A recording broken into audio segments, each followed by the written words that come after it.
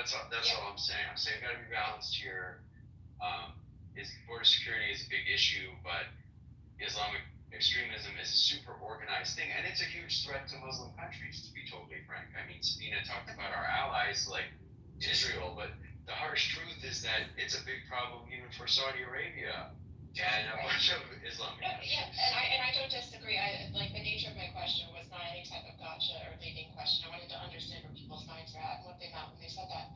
And that's absolutely, true. I agree with that. So it's more of something that is like imminent, and like very dangerous. And like you said, our intelligence agencies are quite good. I think to Sabina's point, also geographically speaking, we have different types of immigration that flood in here. So I was wondering, kind of like maybe she alluded to, if we're comparing to other Western countries and their issues, where we would rank that on the list. You know what's a bigger security threat than Muslims?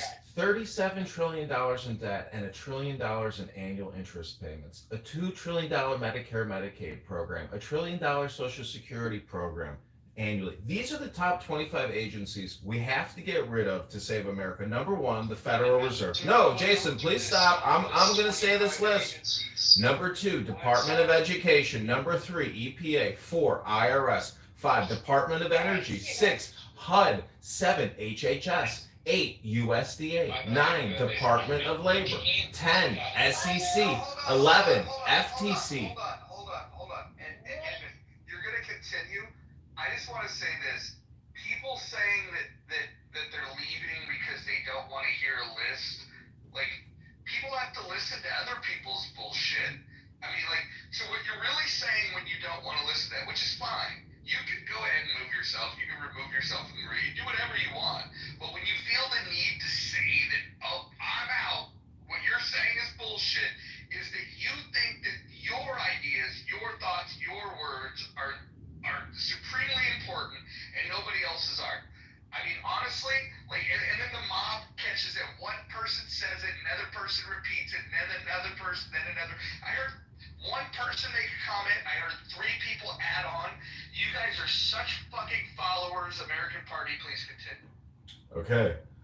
SEC, FTC, these are the agencies we have to get rid of to cut the debt, stop borrowing, stop spending, and save America. FDA, CFPB, OSHA, NLRB, SSA, CMS, FBI, CIA, NSA, Department of Transportation, Department of Commerce, SBA, and Exim Bank. The name of this query was, based on Mises Institute, Austrian economics, emphasizing free markets, sound money, and minimal government, here's my ranked top 25 U.S. federal agencies to abolish, prioritized by economic distortion and intervention. That was a question to Grok and Representative Thomas Massey and the Mises Institute. Thank you. I am complete.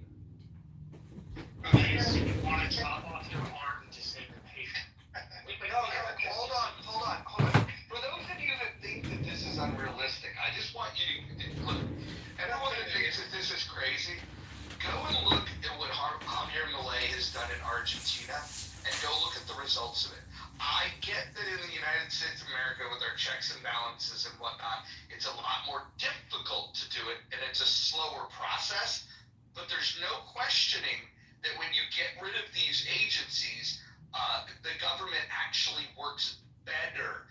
Go look at what's happening in Argentina. I know it's hard because some of you don't even know what's going on in our country, but if you go look at what's happening in Argentina since Javier Milei was elected, it's fucking amazing.